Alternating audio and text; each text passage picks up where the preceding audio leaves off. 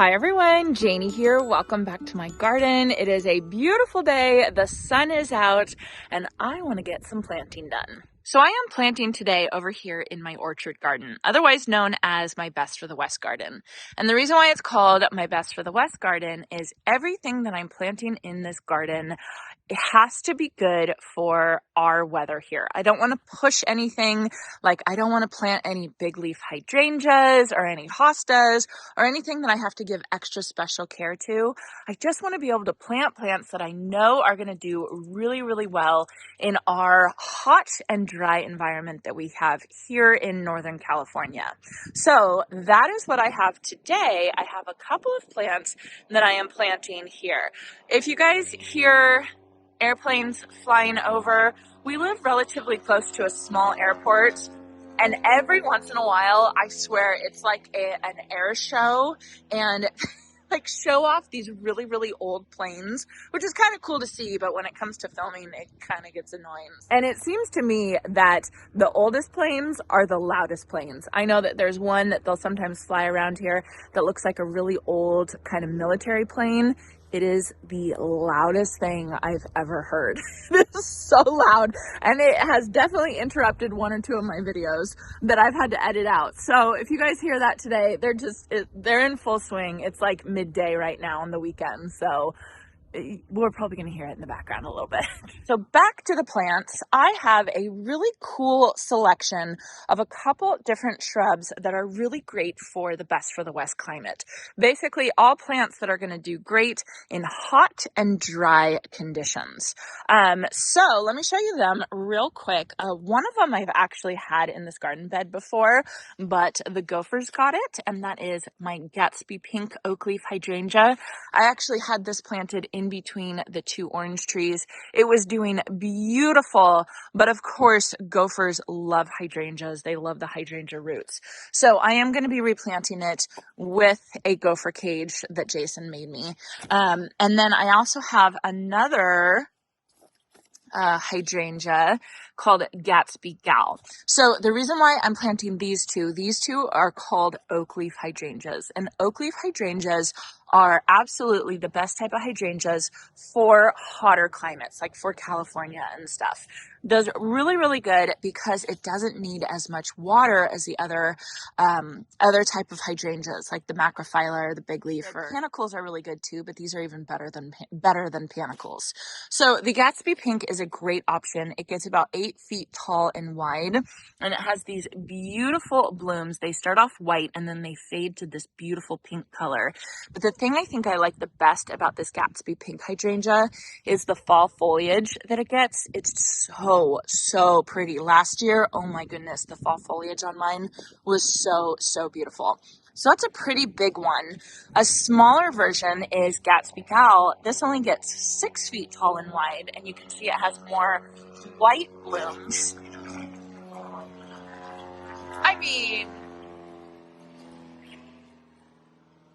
Okay, so this one only gets about 6 feet tall and wide. So this is a really, really great option for smaller yards, but the size of the blooms are still just as big as the bigger oak leaf hydrangeas. So it's a really, really great option for those of you who have smaller properties. Plus, it's just so pretty, and it can handle our heat, which is really great. So that's why I have 2 of the oak leaf hydrangeas that I'm planting. Then I have this guy, very exciting. So let me remind you, my chiclet orange esperanzas. They're over here. They're still blooming. You can see that the blooms are kind of fading a little bit. This is called chiclet orange. I am shocked with how much I love this plant. There's actually 2 of them right there. They're very similar. They look very similar to an orange trumpet vine, but instead of a trumpet vine that's going to go absolutely everywhere, this is a really, really well-behaved shrub that only gets about 6 feet tall and 4 feet wide. I had no idea that I was going to like this shrub as much as I did. I love it. It's actually part of my Best for the West line, which is a line of 10 plants that are coming out next year. And they're specifically going in garden centers all along the West Coast, which is really exciting. So you'll be able to find this one next year, I promise. So they came out with a new color. Proven Winners came out with a new color, and it's called Chiclet Gold. Look at how pretty that is. Isn't that gorgeous? So they described this, which I'm excited to see it. They described this as a highlighter yellow. We'll see. We'll see what that means. You know, we'll see. Again, I did not think I was going to like this plant as much as I did. So we'll have to see what this highlighter yellow Chiclet Gold looks like. Same thing, 6 feet tall. This one only gets about 3 feet wide, but basically it has blooms all summer long, and it's so, I'm just excited to see how it does. So I think I'm going to plant this somewhere further over there. Now, a plant that I've been trying to get my hands on for a very long time is this one right here that doesn't look like much, but this is called Pink Mink Clematis. Look at that right there. So I thought that the Pink Mink Clematis would look really pretty next to the Chiclet Gold. The Pink Mink Clematis is part of the, is it called Viticella Clematis group? It's basically Clematis group 3. And Clematis group 3 they're like the easiest to grow. They can handle more intense conditions. They can handle more heat. They can handle more shade. They can handle more cold. They're going to get, like this one's going to get about 10 feet tall and 6 feet wide. And it's just one of the easiest clematis to grow. So if you ever have trouble growing clematis, try a pink mink or a group 3 clematis, because they're supposed to be incredibly easy. And I read that they do really, really well for us over here in California and on the West Coast. The other cool thing about group 3 clematis, or this pink mink clematis, is that it blooms on new wood. So if you are intimidated by pruning clematis, because clematis have different groups and each group you have to prune at a different time of the year, group 3 is really easy because they bloom on new wood. So late winter, like when you're pruning your hydrangeas, you just go and you just cut this back down to like a foot tall, and then you're done. That's it. That's all you have to worry about, because it's going to grow new wood, and that's where the blooms are going to come from. So I thought this would be really, really pretty planted next to the Chiclet Gold. I thought that would be gorgeous together. And then another one that I'm going to plant is a new one, and that is this guy. This guy is Taste of Heaven Thornless Blackberry. Yes, I'm super excited. So those of you who know Proven Winners knows that they go through and they trial and test all these plants to within an inch of their life. They basically start off with tens and, I don't know how many, a lot of plants, and they go through and they pick the best one. And so what they were looking for with a blackberry to add to their line, they were looking for thornless, which is fabulous, one that can handle itself, like has a really good growth habit. So this one, if you keep on top of pruning, you don't have to trellis it up. And then I guess they did taste testing on all of the blackberries, and this was the biggest and the juiciest fruit, which is really exciting. So this is new for next year. It's called Taste of Heaven. I have 3 of them. They are going to get 5 feet tall and 3 feet wide. It takes full sun, and it doesn't produce until it produces on second year canes, basically. So these aren't going to produce this year for me. They will produce next year. And then after they produce, each cane that produces, I'll go in and I'll prune those. So I think it'll be pretty. So I actually have 3 of these, and I think Jason will be very, very happy that I have those, because he loves blackberries. He loves picking blackberries off blackberry bushes. It's one of his favorite things to do. So those are my plants that I'm planting today. I do have gopher cages for absolutely all of them, because we do have issues with gophers in this garden bed, and I just want to be extra careful. Gophers, they love hydrangeas, they love blackberries. I'm sure they'll eat the clematis. They didn't eat my Tacoma though. They didn't eat the Chiclet Orange, but I don't care. I'm going to be careful with it anyway. So I know, like, this is not foolproof for gophers. Really, nothing's foolproof, but at least it's going to slow them down and keep them away from it. And we have professionals that come in and deal with the gophers as well. So hopefully that will keep these plants alive. Hopefully. Okay, so I think I'm gonna first start off with the hydrangeas because I know exactly where I want to plant them. And that is where I planted the last ones, which is in between these two orange trees. It is the perfect spot for them because it does get some sun, which the oak leaf hydrangeas are part sun to full sun. But I just want to caution everybody when I say that, because I would say that the hotter an area you live, the more shade that these plants need. They still need sun because they still need to bloom, but you do want to protect it a little bit. So you can see this area right back here behind this plain the blue salvia and in front of my purple lilac vine, you can see it does get sun, but as the sun sets that way, this big orange tree is going to protect it from the hot afternoon sun. So I'm going to plant both of them back here, kind of tuck them in, and as they grow up and get nice and big, it's going to be just going to be beautiful. Love it. Okay, so I'm going to be planting the Gatsby Pink right here, which is actually the last spot that I had it right before it got eaten by the gopher. Of course, I'm going to be protecting it this time. And then the Gatsby Gal, I'm just putting just off to the side over here. And I just want to remind you all that these plants are deciduous. So back here is my purple lilac vine that is part of my February blooming garden. That means in February it's going to be quite beautiful.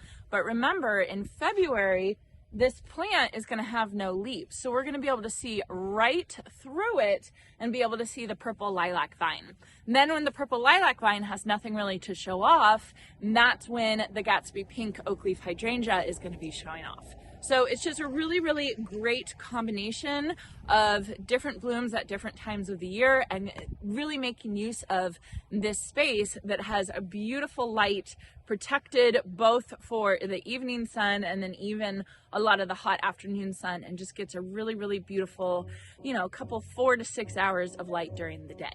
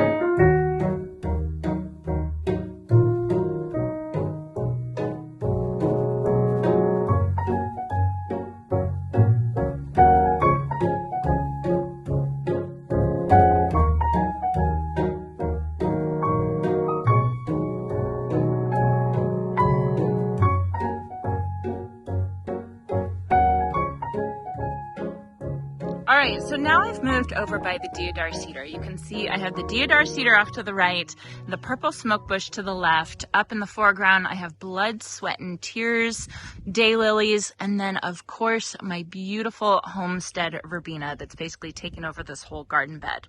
But if you look right in between the deodar cedar and the smoke bush, you can see there's kind of this blank spot all the way back to the back fence. So I was thinking that would be the perfect spot to have the pink mint clematis grow up the fence. I was thinking along the left side of the fence is where I could put the blackberries so they get plenty of light, and then right behind, almost behind, maybe a little off to the left behind the deodar cedar, I'll put the chiclet yellow, or not yellow, chiclet gold tacoma. So that's my plan. It'll kind of decorate this area and I think make it really come together.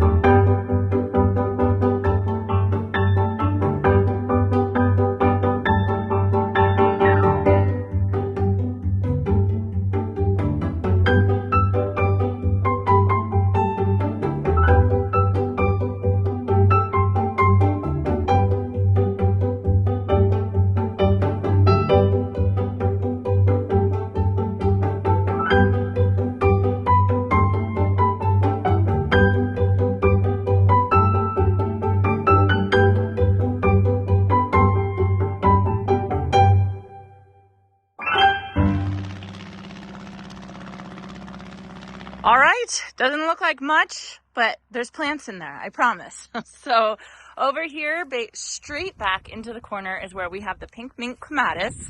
Again, that's gonna grow 10 feet tall and 6 feet wide. So easily gonna hit the top of this 6 foot tall fence, and I'll kind of spread it out a little bit. I might even put some wire in there so it can grow pretty easily. We'll see. I'm really excited about it though. I've been wanting to get my hands on this pink mint clematis for a while.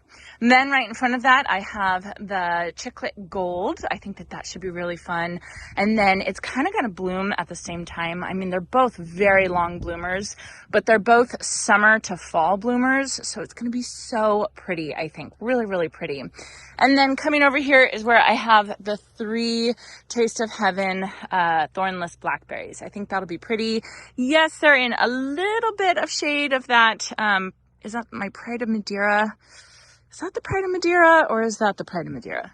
But anyway, they're going to grow up and they're going to have the heat from this fence right there. And I think it's just going to be the perfect place for them. Plus, it's still in the orchard, and the orchard is where I grow all my fruit. So it's perfect. Look at the trunk. I was going to call it a stem. It's not a stem. It's a trunk. Look at that.